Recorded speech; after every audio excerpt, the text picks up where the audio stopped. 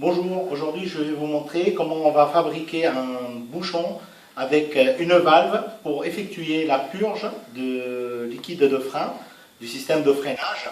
Éventuellement, quand on change ce liquide, on a besoin de changer carrément une pièce sur le système de freinage. On est obligé de purger le système.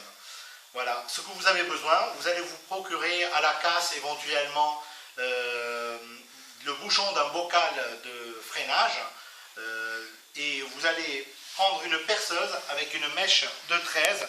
Ici, moi j'ai une mèche à cône.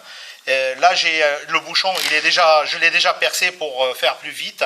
Mais vous percez, une fois que vous avez percé à 13, vous allez pouvoir prendre cette valve, la passer à travers.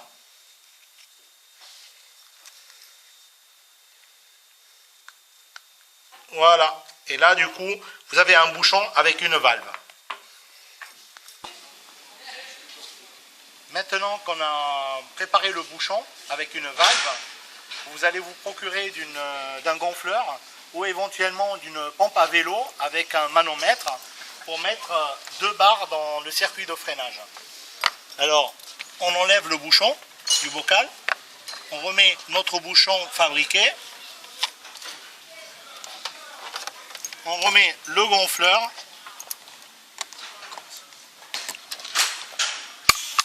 et on met à peu près 2 barres, même 2 barres 5.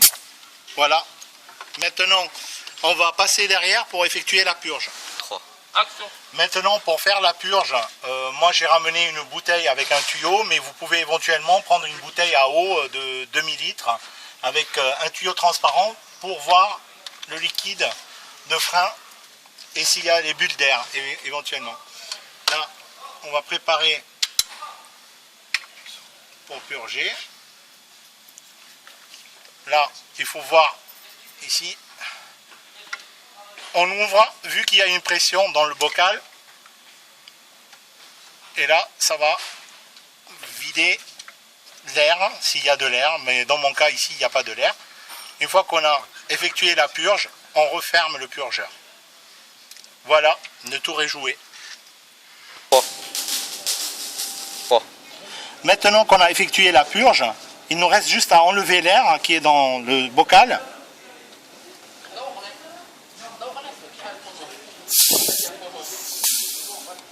On enlève le bouchon.